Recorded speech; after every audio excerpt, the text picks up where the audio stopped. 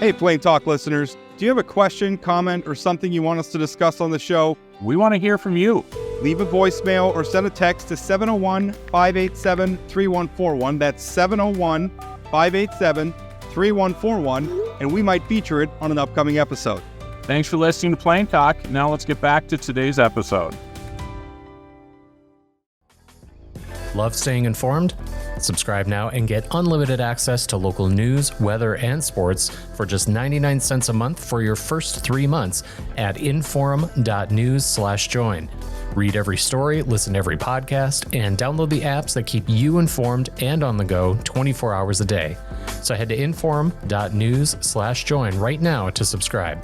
What are you waiting for? Get 3 months of local news for just 99 cents a month at inforum.news/join. You're listening to Plain Talk, the voice of North Dakota politics. I'm your host, Rob Port. If I sound distracted, it's because I've been busy covering this story all morning. I'm joined by my co-host, Chad Oban.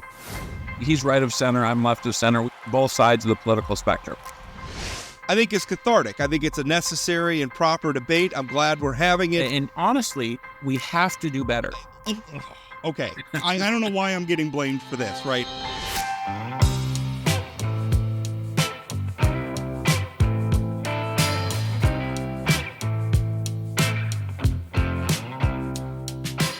Welcome to Plain Talk, and boy, it's right before Thanksgiving, so first of all, I hope you all have a wonderful holiday. I'm imagining that a lot of you are probably maybe listening to this on Thanksgiving or after Thanksgiving. I don't know, but I hope you all have a wonderful holiday. I had some advice. One of the things I like the least, and I think it's a product of a lot of journalists or influencers or all the people who create content these days. I think you just run out of things. Like, we're coming into the holiday, everything kind of slows down. And so everybody's got to do an article about advice on how to deal with politics at the table with your family. And I actually wrote one of those columns today, but I think mine was a little different in two ways. First of all, I argued maybe just don't fight with people. Like, maybe the world doesn't hinge on whether or not you win a fight with your uncle at Thanksgiving over politics. And then the other thing I brought up is that, if you're constantly fighting with people at Thanksgiving, maybe you're the problem. Maybe you're part of the problem. I don't know. Anyway, maybe we'll talk about that a little bit in the second half. Want to bring on Sean Cleary, who's our guest. And Sean, actually, who, in addition to being, by the way, congratulations on running a very successful U.S. House campaign for your boss, Julie Fedorchak, which top vote getter on the statewide ballot, Sean. Yes, sir. Yeah, really proud of that. John, I don't know if you paid attention to our predictions leading into Election Day, but neither Rob or I predicted Julie would be the top vote getter on Election Day. So you beat our expectations. Well, happy to prove you guys wrong on that one. I bet you are. So we actually brought on, in addition to doing that, Sean is a state senator from Bismarck. And having just gone through the election cycle, running a campaign, he has some ideas for, and granted, he was running a federal campaign, not a state campaign, but he has some ideas for campaign finance reform, I guess, or maybe reporting reform is the better way. And by the way, I've been calling for this for years. I feel like there's so much more we can do. I have a feeling like I'm going to want to do even more than what Sean is proposing. But I think it's a good debate to have. We just came through. There's always a lot of finger pointing and a lot of mudslinging about who's getting money from where, or the fact that maybe we don't know how some of the money is being spent and problems like that. I feel like there is more we can do. And Sean, you actually messaged me and said, hey, I have some ideas. Let's talk about it. So here we are. We're going to talk about it. I guess, first of all, tell us, what are your ideas? Yeah, well, thanks for having me on, Rob, Chad. It's good to be with you.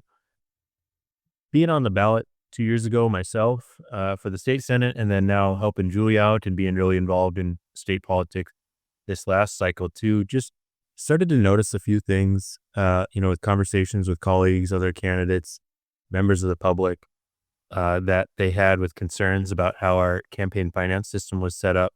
I thought that this session would be a good opportunity to bring some new reforms to how we're providing more transparency into that.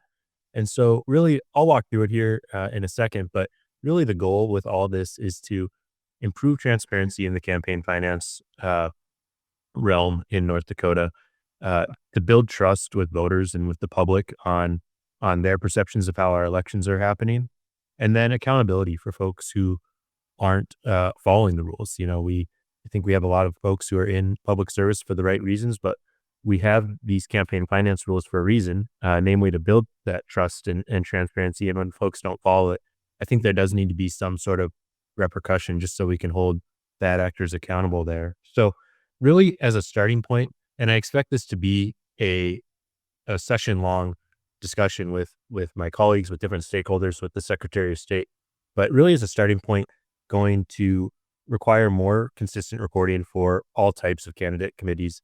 Right now, statewide candidates do file expenditures, cash on hand, basically looking to have all sorts of candidates and committees file in a similar way on a quarterly basis. So a little more frequently than we do now.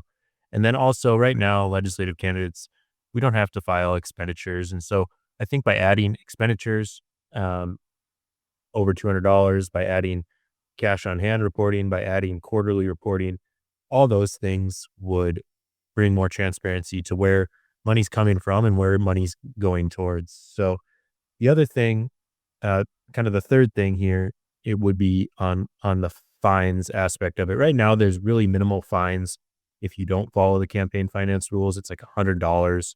If you don't, you could really never file technically, and you could pay $100 if you feel like it. So adding more accountability if folks aren't following the rules. We don't want it to be overly punitive, but you want folks to be following the law, and then if they're not, for there to be a little bit more of a stick behind that. So going to be taking a look at increasing those fines, which are really just an incredibly low amount right now.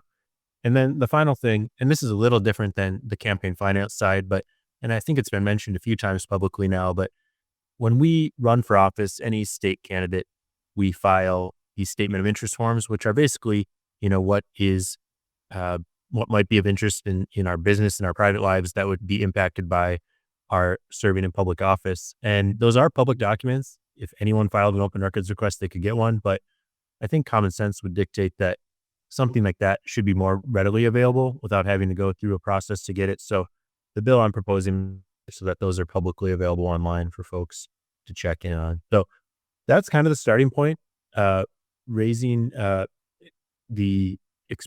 making it so that all candidate committees file expenditures, cash on hand, increasing the frequency of the reporting, and then increasing the fines if they aren't following the law.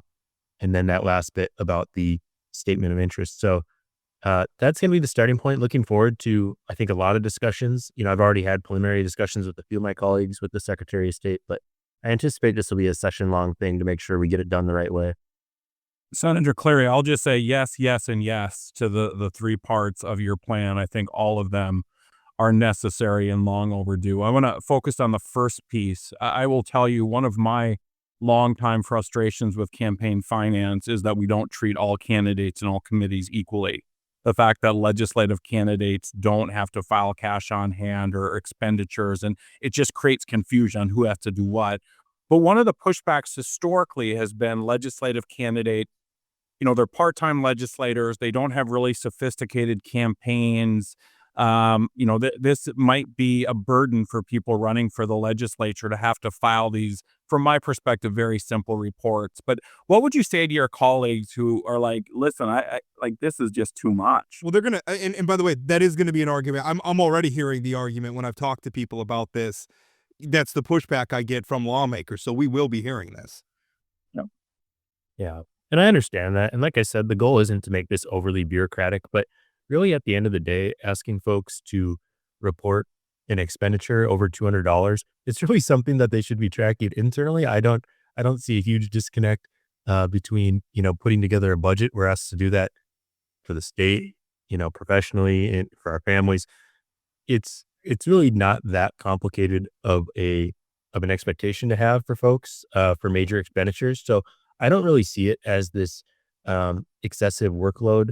If I go to the print shop and buy a mailer, and then when I get that receipt, when I'm tracking it internally, that I also put that in a spreadsheet that says $200 to this printer on this date, seems pretty straightforward to me.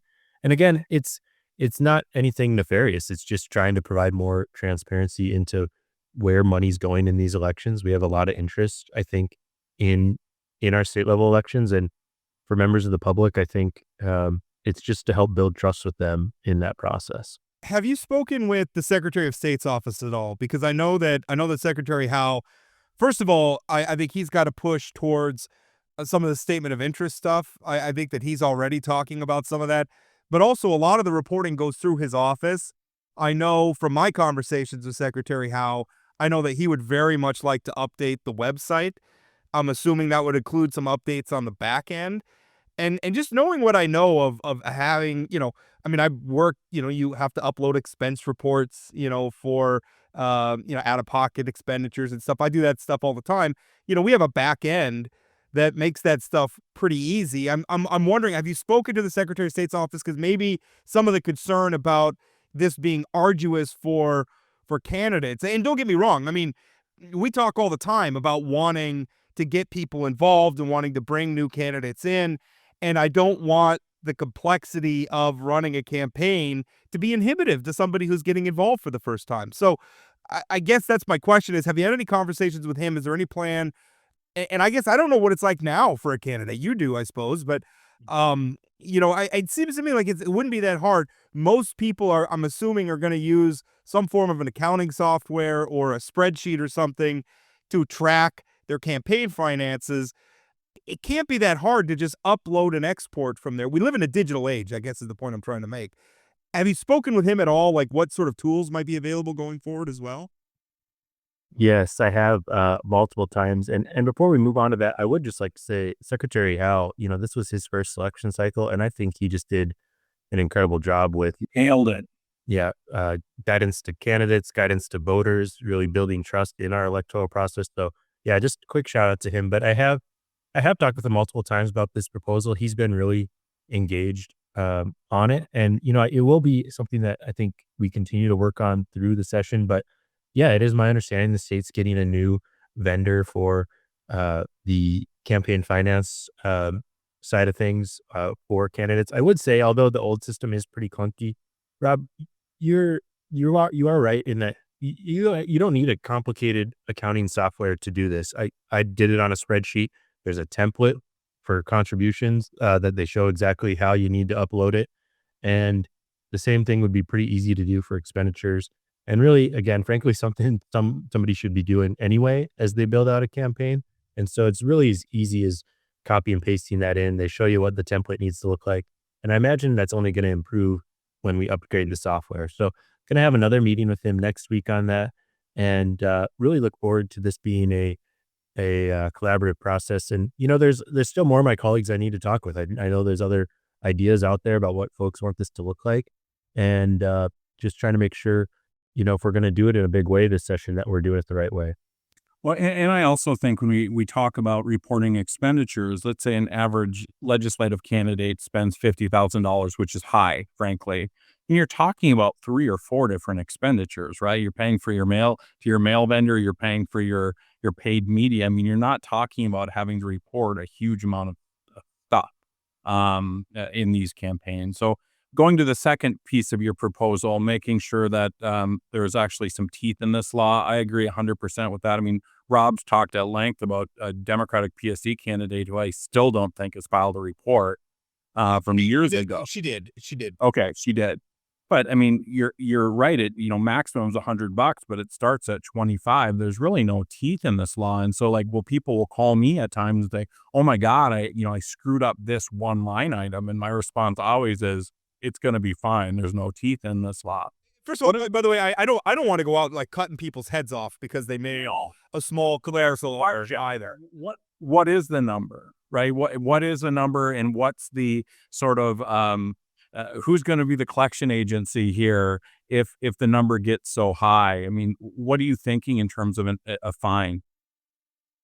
That'll be, I think, an ongoing conversation. But I think, if it were an egregious case of it, $500 or $1,000, if someone were to never follow the law at all, would be reasonable. But that'll be, I think, part of the discussion. I think to your first point, though, this isn't something that if a first-time candidate doesn't, forgets to put an expenditure or files a few days late that they come in and get smacked with a $5,000 fine. Nobody wants that. Right. Nobody wants it to be overly complicated. But I think, building kind of a culture of compliance and doing it the right way, without it being, right away this big fine. But uh, I think there'll be a role for guidance and feedback, from the Secretary of State's office with candidates. If a few days go by and something's missing, but if a few weeks go by and it turns into this multiple notices, multiple uh, attempts to contact, and there's still no response, at that point, the public deserves to know, I guess, where this money is coming from. So, or going to. And so having a higher fine, whether it's 500, whether it's 1,000 after that 2-week period, I think is a pretty reasonable measure to hold folks accountable.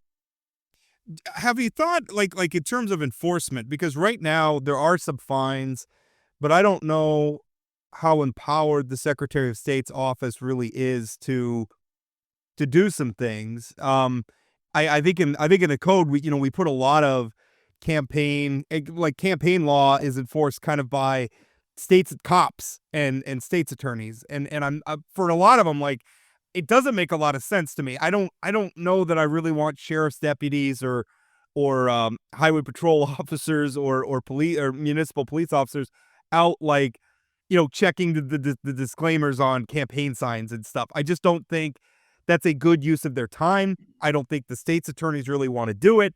Although I get frustrated with them sometimes, I also kind of don't blame them. They're dealing with violence and drug use and serious matters. And a lot of this stuff, although it's serious in a political context, it's sometimes not that serious maybe in a societal context. One thing that we've talked a little bit about is looping the Ethics Commission in on some of this, because I'm thinking that mechanism would be a really good use of that apparatus that we already have set up. And I know Secretary of State Howe is already engaging with the Ethics Commission on some things. Have you thought about, like, maybe the Ethics Commission could be the enforcement mechanism, especially if we're talking about, sort of an administrative process where, they have a commission and they can look and they have some discretion to say, this is the first time candidate and they forgot to report some of their gas expenses or something, or this is somebody who is clearly trying to hide something or is clearly just not engaging. They have some discretion. Have you thought about that at all, like engaging the Ethics Commission on this? Yeah, I think there is a role for that. As far as these fines go, I think that's something the Secretary of State's office is pretty well equipped to do. But on these other things that you brought up that typically get reported to state's attorneys, or, I think folks report it to the Secretary of State, although they're typically not the actual enforcement agency on that. We do need to change something, because folks will see violations of our code. It's pretty clear, but then it kind of just falls off the map as far as, to your point, state's attorneys, they have more important things to do than chasing around political candidates on disclosures or, how they're putting out their mail or something like that. So there is more work to be done on who exactly is enforcing some of these other laws that we have out there on campaign finance, whether that's the Ethics Commission, whether it's expanding authority at the Secretary of State's office, depending on kind of what bucket it falls under. I think there does need to be more on that. I'm not sure if that will end up ultimately becoming part of this bill, but I think it will be a big part of this discussion, this session on campaign issues, just because we're seeing a lot of stuff happen out there and we're not seeing a lot of action or follow through on what happens when folks break the law. Well, and I wanted to ask you about that because we had a situation involving your campaign. And again, granted, this was at the federal level, but I know that and the issue was text messages that were sent out before the primary that were, frankly, they were lies. One of them posed as Democratic candidate Trygve Hammer and was encouraging people to vote for Rick Becker in the primary. Another one, sort of maliciously edited a news clip to make it seem as though Julie Fedorchak had withdrawn from the primary right before the vote. Now, these were clear attempts to dishonestly manipulate the vote with lies. It's been reported, but you and I have had a conversation about it. It doesn't really seem like anything's come of it. I guess I don't know what the recent update is, but that's a situation when you're saying that there's this stuff out there. There is, and we're going to be getting more of it. And I guess that's part of my point is our existing laws, I think, don't maybe cover, because some of these campaigns are getting very, very sophisticated in the way they're maybe sort of hiding some, where the money's coming from and things like that. So maybe, can you give us an update on that situation from, I guess, putting on your Julie Fedorchak campaign manager hat for a moment?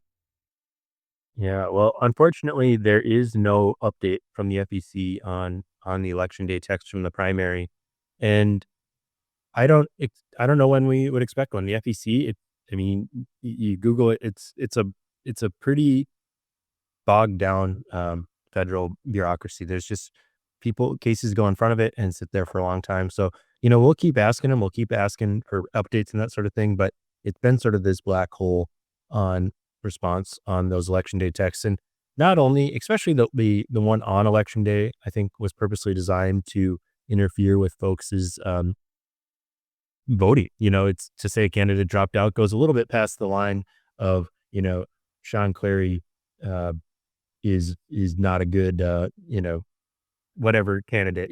There's a lot of things that get said, but when on election day you send out stuff that says, one candidate dropped out, I think is purposely designed to interfere with the election. And also those weren't disclosed where they were paid for. So that's actually a much more simple law, and that law was just broken. And again, no federal accountability at this point. I would say at the state level, we do need more clarity as to who's looking into those sorts of issues, who's enforcing them, because although that was a federal race, it's really not that far of a stretch to think that could happen at the state level very easily. And who would enforce it? What would be done? Those aren't clear answers to me right now. So we do have more work to do on that.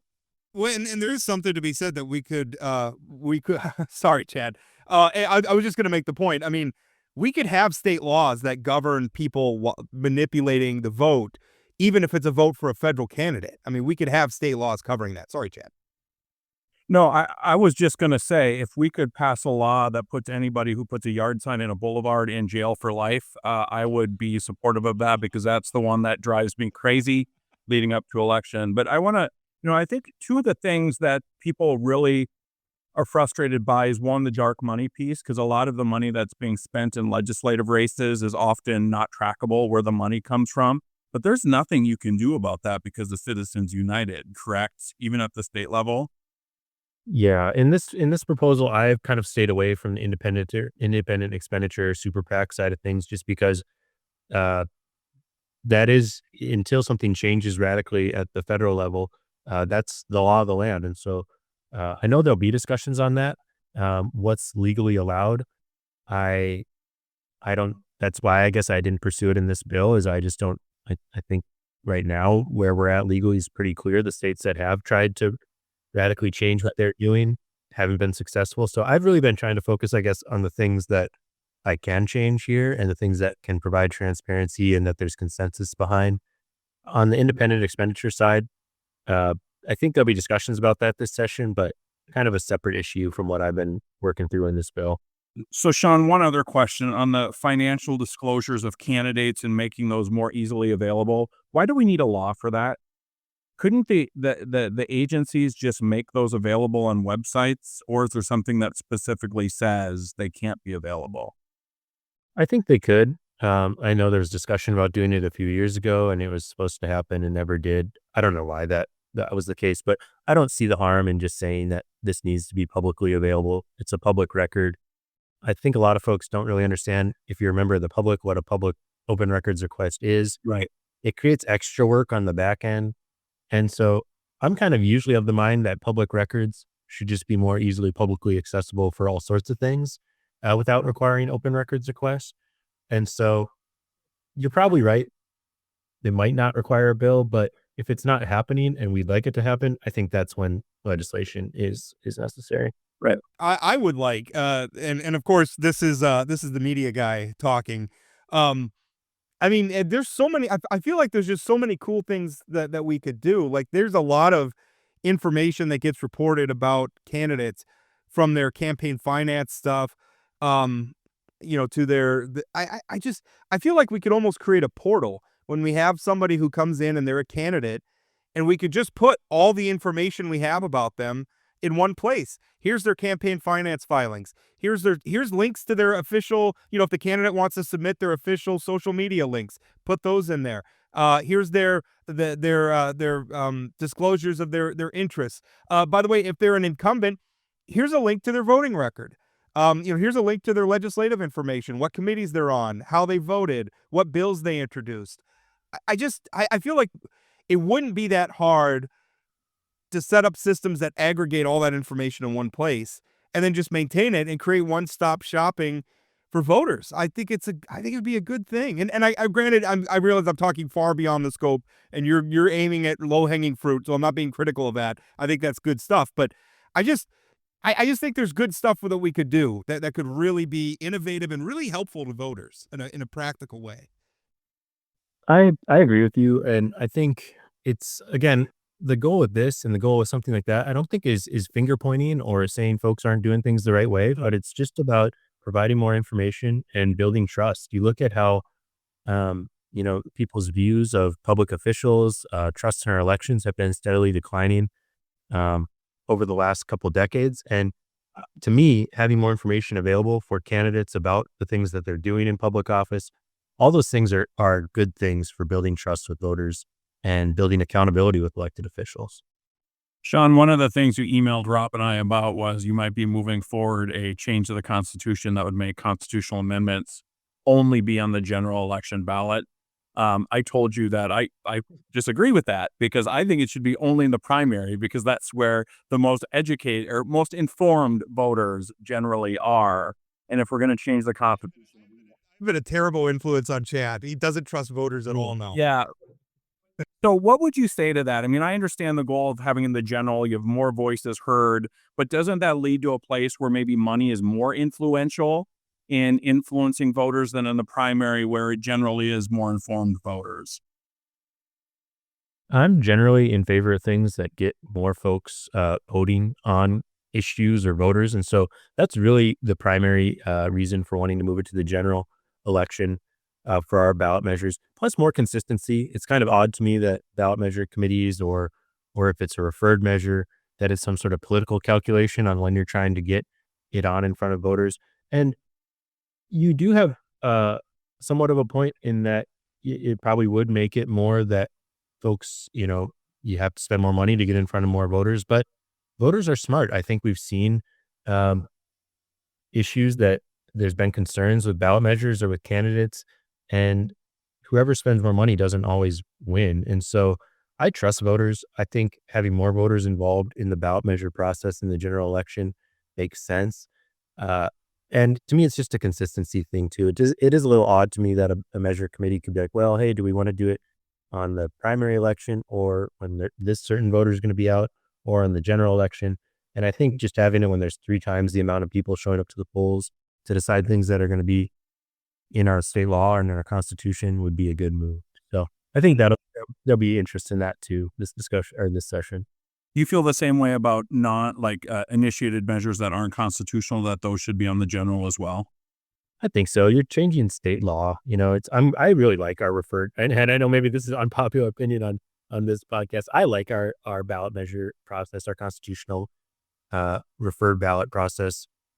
I think there could be some room for reform in it, but I like that it's a tool that we have for citizens.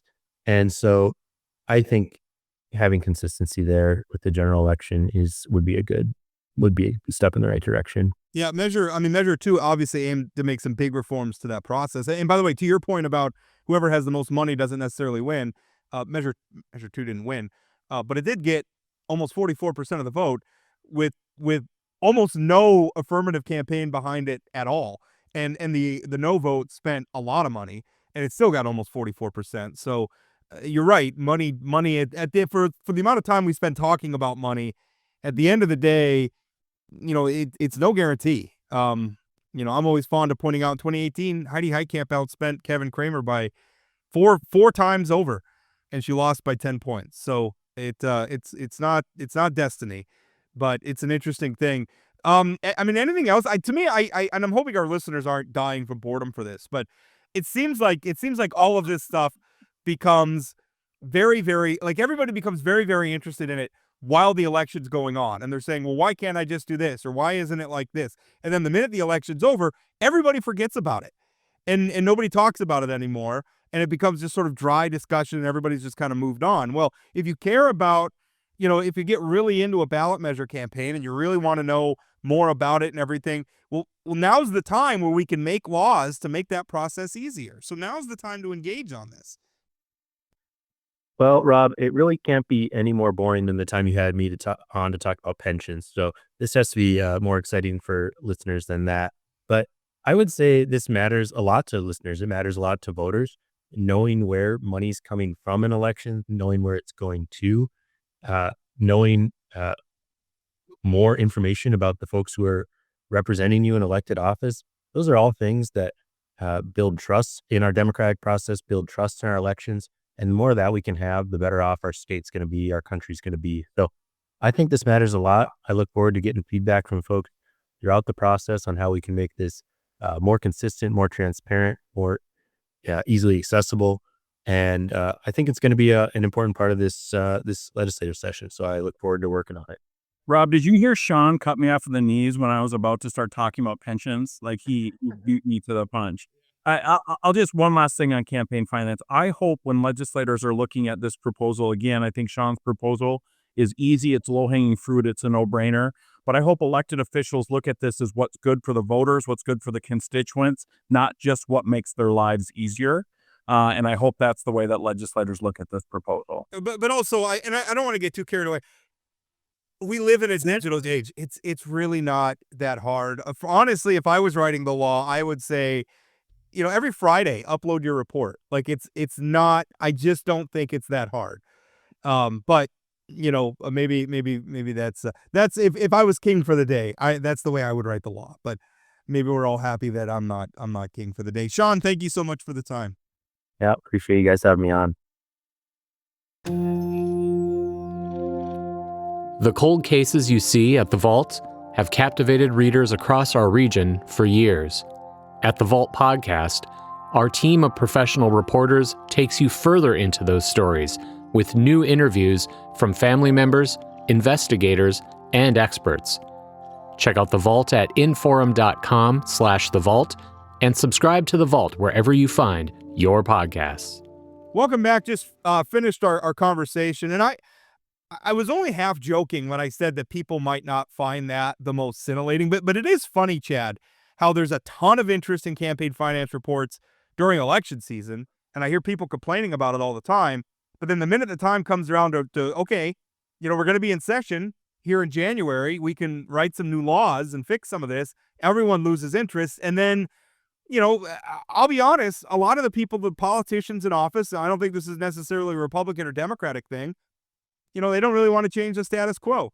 They don't want to file more reports. And I don't know that it's always nefarious. Just a lot of them look at it as, well, it's busy work and nobody looks at them anyway. Who cares? The campaign finance laws in the state of North Dakota currently are a joke. They are. We're not transparent. There's no teeth in the law. They're a joke. What Sean is suggesting here, Senator Cleary is suggesting here, these three things are no-brainers. These are absolutely no-brainers. I think he'll have more success with this than maybe in previous sessions because there is a bit of generational change going on in terms of who's in the legislature. But again, as somebody who's, really paid attention to campaign finance reports and what money gets spent on legislative races, you're not talking about, you're not paying 15 staff people. You're paying for TV ads, you're paying for radio, you're paying for yard signs. I just did your expenditure report for you, right? I mean, that's essentially what you're talking about. You're impressing yourself for a little bit of gas. Like And so rural districts probably a little bit different in that sense than urban districts. But again, we're not that far removed from having to tell legislators they couldn't use their campaign account for personal expenses. Or hearing stories about legislators that are saying, how am I supposed to do this reporting? I just put all my personal and political money all in the same account. We've come some distance from there, but this is this is such easy stuff. This is such easy stuff. Campaigns are getting more expensive. There needs to be more transparency around this stuff. good work, Sean Cleary, for stepping up and into this very boring space. Yeah. Well, and we talk about it all the time. Like, I don't want performative politics. This is a real need, and we're going to address it. And good on Senator Cleary for wanting to take it up. And also, with all the modern like accounting software, a lot of it you could get for free, or even just a spreadsheet. I mean, you don't really need, for a legislative campaign, you don't really need like Quicken or something like that. You need a spreadsheet. And there's no reason why a new vendor, you look at all the tools that are out there, they can't say, export your Quicken file and upload it. Export your spreadsheet file and I'll upload it, and then it all pops in there, and it's done. This isn't hard. The vast majority of legislative districts, again, there's very few expenditures. There's also very few contributions, right? I mean, you're getting a handful of PAC checks. You're not out there using Act Blue to collect tens of thousands of dollars of $10 contributions that you have to keep track. This is not complicated. It should get done. But the other question then becomes is, so, some of the things that have been most controversial over the years is the idea of Burgum's PAC. That was a multi-candidate PAC where he didn't have to report where he was spending the money. This doesn't address that. Where, like, the independent expenditures, Finken's, is probably the most prominent, but there's other groups as well.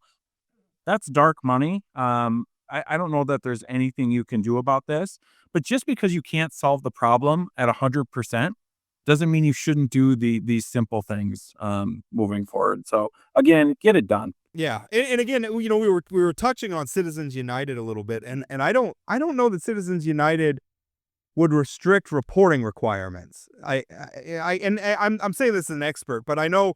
And to be honest with you, I don't want to stop independent expenditures. I know we could talk about it as it's evil, and sometimes it's evil depending on situationally, right? If they're spending against somebody I like or an issue I like, then it's evil. But if they're spending for it, then it's okay. I mean, from a First Amendment perspective, I think Americans ought to be able to spend their money the way they want and promote the candidates they want and the causes they want. I think that's freedom. I don't think that disclosure requirements, though, are a restriction on freedom, and making sure that Americans know when they see a TV ad that they can do a little bit of homework and figure out, okay, who's behind it and what, what's their agenda. Rob, I'm with you. I hate dark money unless it's my dark money. Yeah. Right. I mean, that's essentially the way I look at it. And this might not be related to Citizens United. This might have more to do with IRS code in terms of how these organizations are set up. But, I think there's some things to look at. Again, I don't think Sean Cleary should complicate his very simple bill by throwing a bunch of this stuff into it. It should be incremental. And I think you're right when you said that you start throwing a bunch of other stuff in and people start shooting down those parts and you don't get anything done. Yeah, I think it's better at this point. We got a lot of low-hanging fruit. That is, I think it's going to be really hard for critics to argue against. I think stick with that, get that done, and then we can maybe look at some of the more complex questions and incrementally get some of this stuff done over time. Speaking of committees, how's that for a segue? Wow, that was a great segue. You like that? You're not even you're just so quick right now. You're like top of your game, buddy. Top of your game. Going into the holiday break strong. So I had a story this week about the University of North Dakota's Alumni Association and Foundation. I think that's their full name. Jim Poolman is the chair of the board at the foundation. Now, they have a proposal going before that eventually it's going to be before the State Board of Higher Education. Now, I know the board has a meeting coming up here in early December. I don't know if it's going to be on that agenda. I haven't seen an agenda for that meeting yet. But they're hoping to come up soon. And what the proposal is it would allow the foundation to pay the president of the University of North Dakota, who's currently Andrew Armacost, would allow them to pay him a retention bonus that is equal to his current salary. So his current salaries, I think it's like $450,000 in that ballpark. Basically, they could pay him a bonus that would double his pay because it would be equal to an amount equal to his pay. That would be funded by the foundation. The foundation would be obligated to also, make the amount account for any additional taxes that would be on the employer, or any additional, pension contributions or anything that would be the employer's share. But I mean, it's a big deal. I wrote about it and was like two hiccups. I mean, first of all, I want to pay. Generally, in North Dakota, I want to pay to get good people. And I understand sometimes I look across and it's really hard because when I look across the higher ed landscape, I think we're getting a little out of control with what we pay for administrators. I think sometimes we have too many of them, and sometimes we're paying some of them too much. That being said, the landscape is what it is. I want to have good personnel in North Dakota, and so I understand we need to be competitive. So, I'm a little bit, but two things that really bother me is one, contributions to the foundations are by law not something that you and I can look for. Unless a donor volunteers to come out and say, I donated X amount of money to the foundation, you can't just look them up. And the other part of it, so I mean, potentially you could have a situation where a president maybe steers a contract to a certain vendor, and then that vendor contributes to the foundation to give the president a bonus. I think that's potentially very problematic.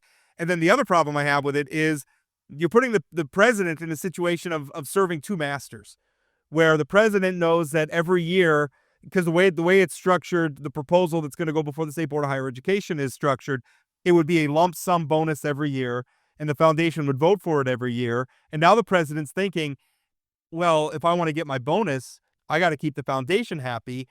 Now you've got a president that's serving a private foundation and the taxpayers. I think it's a two-master situation. I think it's problematic. So I don't know how you felt about it, Chad, but those are questions in my mind that I'm worried about. In the state board, what's going before them would just be allowing this, generally speaking, for UND or for all foundations. And I think you said that this used to be allowed until NDSU got itself into some trouble. Well, it was first of all, there were no rules against it previously. So what happened is NDSU got itself into some trouble. I don't know if people remember, and this was, 15 years ago now, where the former president at NDSU, Joe Chapman, there was a whole scandal about the president's mansion, where it went way over budget, and then all of a sudden the foundation didn't want to pay for it. The foundation at that time was paying President Chapman's wife an annual salary. They had deferred compensation for the president. They were funding his airplane travel, which was another scandal that broke. He was using a private airplane and flying all over the place. That really got out of hand. And so what happened is the State Board of Higher Education put in place a policy that said that if a foundation wants to compensate a university president, it has to be explicitly approved by the State Board of Higher Ed. And then they laid it out where, there has to be an agreement between the university and the foundation. It has to be explicitly written into the president's contract. So essentially what the UND Alumni Foundation's argument is now is they're saying State Board of Higher Education policy allows this, so we're going to jump through the hoops that were set out so that we can do it. But it doesn't say that it's up to their salary, right? So it doesn't prescribe that it has to be that amount of money. It's the cap. Well, the proposal, the cap isn't in State Board of Higher Education policy.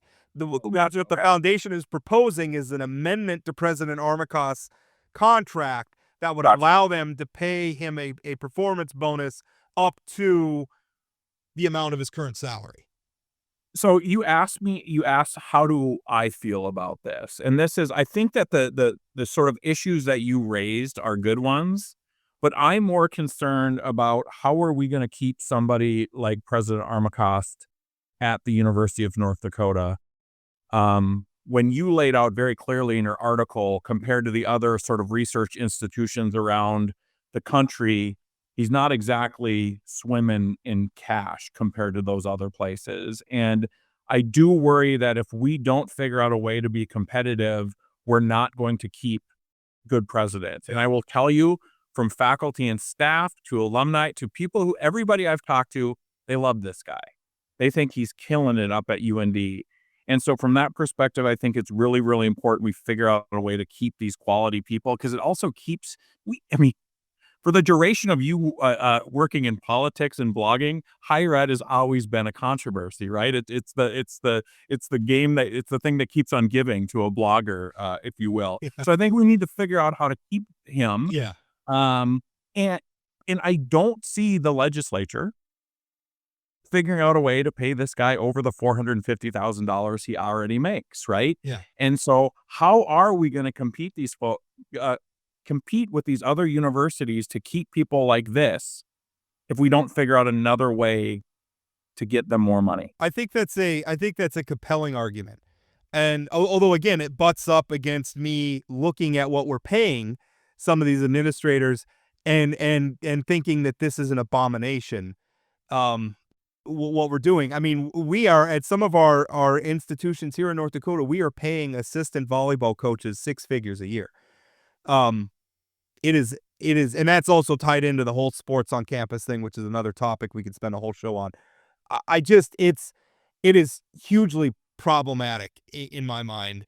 But don't we want a president who is in charge of this huge institution to be very, very competent when we're talking about the tens and tens of millions of dollars of money that goes? Sure. What I'm talking is I don't like a lot of what's driving the marketplace in higher ed, because I think it's a lot of bad things.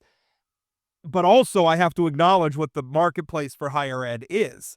And it is what it is, and we have to play. I would like to change the game, but until the game gets changed, we have to play the game as it is. Right. So, and again, I go back to, this is a huge institution. You want somebody exceptionally competent leading this organization. When you find somebody, you better keep them. Because, I mean, you and I could go through the list of presidents in the last 10 years that has cost us a hell of a lot more money than 1 year of salary for Armacost. Right. And I want to make it very clear here. This is what me writing about this is not being critical of President Armacost. He told me that this was not his idea. Jim Pullman at the Alumni Foundation also told me they made President Armacost aware of the fact that they were going to be proposing this, but this idea didn't come from him. He's not like pushing this. Jim Pullman has been involved in how many different search committees for presidents at UND? Jim Pullman gets that. He's got a fair perspective on this. And also President Cook at NDSU. I think we have at our 2 premier universities, and not throwing tomatoes at the people at the other universities either, but at our 2 largest institutions, we have good presidents right now. And I don't, in the not so recent past, I don't know that we could say that. We've had some real doozies come through that weren't that great. I think we got a couple good ones now. I think it behooves us to create a situation where they want to stick around. That being said, I do wonder sometimes if the way we do higher ed now, we just put too much into the presidents. I worry sometimes that we're always doing a national search. Why aren't we promoting from within? I think sometimes, we could do a lot better. And again, that's not me being critical of the 2 presidents we have now. I wish we did things differently. And I wish it wasn't a situation where we had to crank up the compensation for a university president to, almost $1 million a year. I don't know. I think there's something wrong with a system that demands that, while simultaneously acknowledging the system kind of demands that right now. Right. And I would just say, I'm not sure that I agree with this policy change or if this is the best way to do it, but I also don't know of any alternative to make sure that we're competitive in this marketplace beyond taxpayer dollars paying them more money. I am really worried about the potential for corruption, frankly. And I say that I don't think Jim Pullman's corrupt, and I don't think President Armacost's corrupt. But the thing is once you do this, NDSU is going to want to do it, and our other institutions are going to want to do it. So once we've sort of crossed the Rubicon here, it's not always going to be Jim Pullman and his board at the UND Foundation and Andrew Armacost. There's going to be other people that come through. And remember, not that long ago, there were some employees at the University of North Dakota who were fired for accepting luxury trips from a vendor that does millions and millions of dollars worth of business worth of business with the University of North Dakota. Like, I just wrote that story earlier this year. So that happens. That is a real risk. And I don't know. I don't know. I don't know how to structure it so that we can understand that the the president's bonus isn't hinging on buttering the right bread.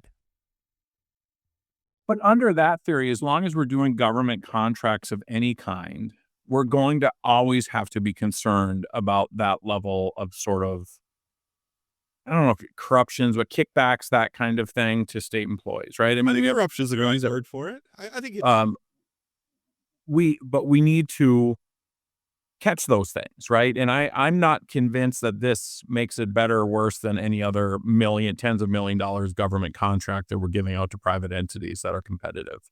So I don't know. I just know that I want UND to succeed. I want NDSU to succeed. I think it's better for the state in the long run that those universities succeed. I believe in the market, but the market may be very, very fake when you're competing against other public institutions, right? I mean, so how do you bring that price tag down to something that's more reasonable? right. Because we can't control that. We can't control what every other state university is paying their president. And I want to talk to that point in a minute. I do want to make it clear, to be absolutely fair to the Alumni Foundation. When I asked Poolman about the potential for corruption, he pointed out, listen, the bonus is going to be voted on by 25 members of a board. So it's not going to be one or two people in a back room. So there is a process there. And I think that's a fair rebuttal. I mean, I think that's fair. There would be a process there. So I understand that. The other thing, though, is when you look at, one thing to the larger point, I mean, what sort of the marketplace demands for executive pay for university presidents is what it is. On the other side, look at what's been happening with faculty pay, because it has not been increasing anywhere near as fast as administrative pay, both in terms of overall budget, where we just keep growing more and more administrators doing more and more things on the campus. I think that's a problem, but then also each individual administrator is making more and more money, and the faculty pay is not keeping up. And when I look at that, again, I see the symptom of a complete disconnect from what higher ed is supposed to be doing, because at the end of the day, the faculty are doing the job that the whole university exists for. Right. And I think that is a super fair point. And I think most faculty would look at things like Armacost and wanting a competent president and compare that to other presidents of research universities who have been laid off for being not very good at their job and then getting the golden parachute. Sure. And I think faculty is much more frustrated about that golden parachute, lifetime tenure, maintaining the same salary, all that kind of stuff for somebody who's failed as president than they are at somebody they see on campus and that is leading. With all that being said, we need to pay faculty more. We need to be competitive in the same way we're talking about being competitive here for the president. We need to figure out how to be competitive for faculty who are also, in that same sort of maybe fake market environment of public universities. We're competing for the best and the brightest biology professors, researchers, those kinds of things. And we need to be competitive there. I think that their timing on this politically is not great. Heading into a legislative session, this is going to get some attention, and we're living in a world, and I'm not saying I necessarily like this. My friends in higher ed, and I'm actually getting texts from a bunch of professors from Minot State that I'm going to be eating lunch with today. So, I mean, believe it or not, I have friends in higher ed. And they joke all the time. They probably make you smarter, Rob. Yeah. Well, they joke all the time, I'm kind of the barbarian at the gates, right? Everybody would think I was anti-higher ed, and I'm not. It's big words in nearly every one of your columns. Yeah. Well, also, like, I remember that I was invited to a panel, which is kind of how I got in with this group of professors that I'm going. I was invited to a panel at Minot State University, and the premise of the discussion was like sort of STEM education versus liberal arts, and should a college education just be about getting a career versus learning about literature and some of these other things. And I think they were expecting me to come on the panel and be like, tear it down to the studs, And the thing is, like, obviously, I think STEM is important. Like, I don't think you can ask students to pay as much as they pay to get a degree and say that the earning potential can't be part of that equation. That is ridiculous. It has to be an investment in their earning power. Otherwise, what are we doing? On the other side of the coin, I think I don't like it that we characterize it as this either or choice, where I think we should be talking about why welders need to understand Shakespeare. Why are we welding things? Why are we engaged in this human endeavor? It's so that we can enjoy the beautiful things in life, like art, like literature. Not to mention, if you're a welder or a blue collar worker, many of the skills you're talking about in terms of communication and the soft skills are important for you to be able to succeed at a work site, right?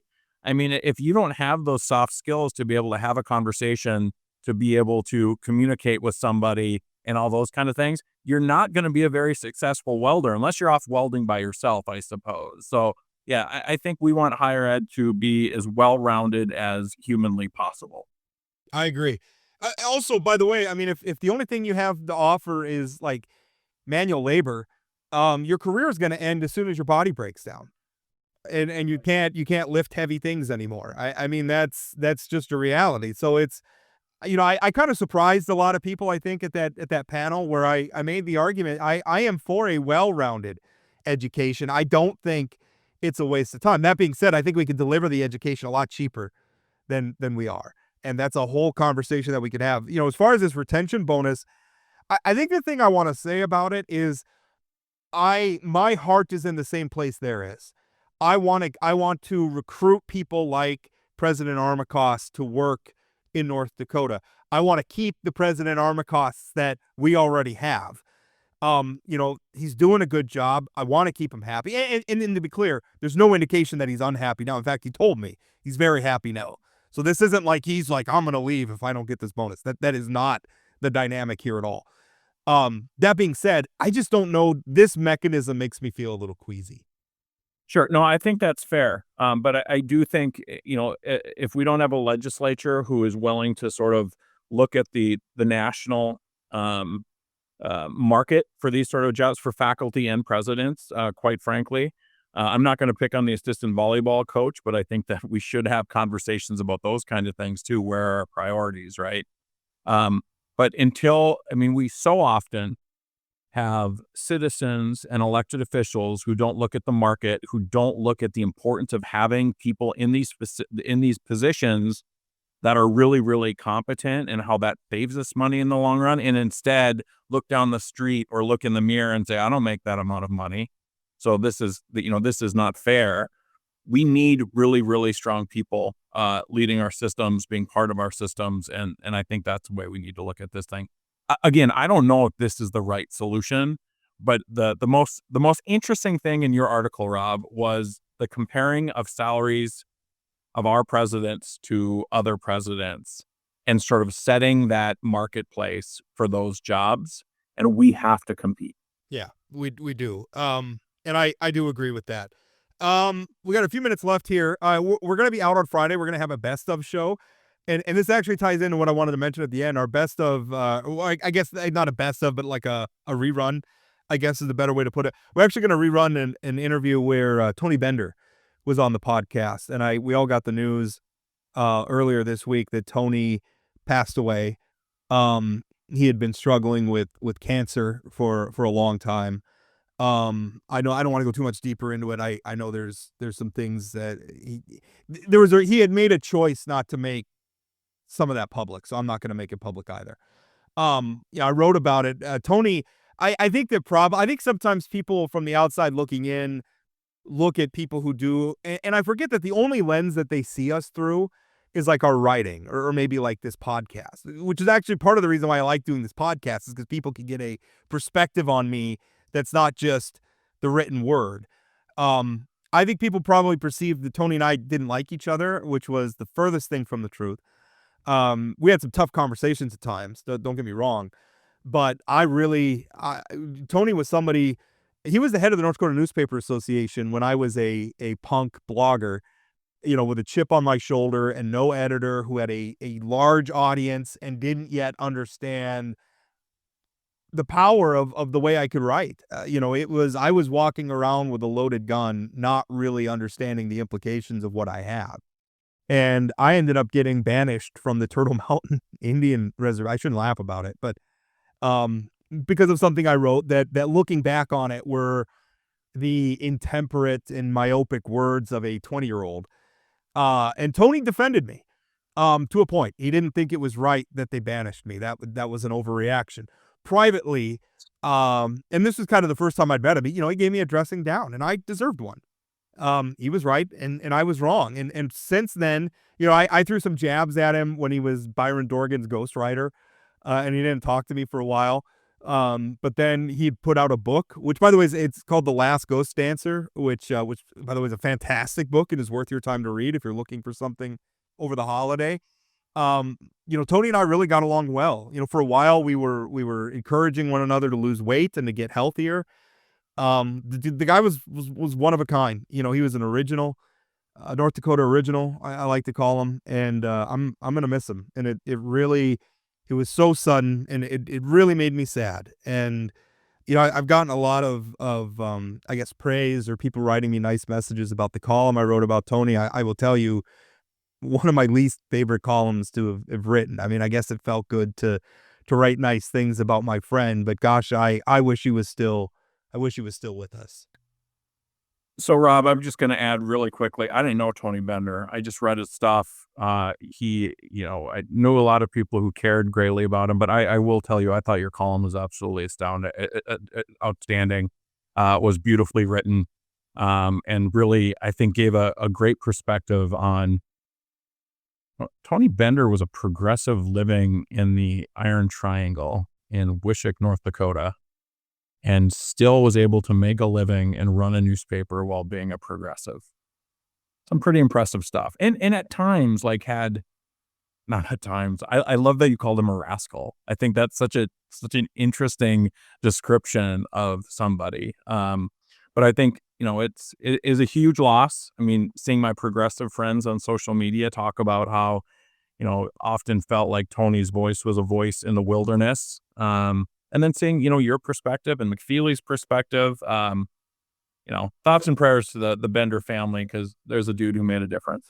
Yeah, he really did. And he and I also, it was kind of funny because you talk about like Tony being, living in a very red part of North Dakota as a progressive, but got along with people. I know Attorney General Drew Wrigley actually wrote one time about how, Tony had torched him in a column, and then they ended up running into each other at a high school football game and had a laugh about it, and that was Tony. And in a lot of ways, like I kind of felt, I went into an industry where there's not a lot of conservatives working. And it was hard. I mean, I've spent a lot of my career having people looking down their nose at me, have actively tried to sabotage me and my career. And it was really hard at times. And, my friendship with Tony was kind of in some ways we were in the same boat a little bit, kind of surrounded by, just by being ourselves, we were provocative and we made people angry, and we drew that out. And it's hard to sort of diffuse that sometimes and to show people, listen, I'm a human being too. And Tony was very, very good at it. I aspired to be as good at it as he was, but big loss, tough loss. I guess I know this holiday, one of the things I'll be thankful for is that I got to be friends with Tony Bender for a while. So that's a good thing. We're going to put a pin in it there. Like I said, Friday, we're going to have a rerun of an interview I did with Tony. So certainly enjoy that. And thank you so much for listening. That's it for today on Plain Talk, the voice of North Dakota politics. Plain Talk is a production of Forum Communications Company. Got a question, comment, or suggestion? Leave us a voicemail or send us a text message at 701-587-3141. That's 701-587-3141. If you haven't subscribed to Plain Talk yet, you can find us on YouTube or your favorite podcast platform like Spotify or Apple Podcasts. For those of you who are already hooked, give us a rating or review. And don't forget to share or tell a friend. Special thanks to my co-host Chad Oban, and from myself and everyone at Plain Talk, thanks for listening.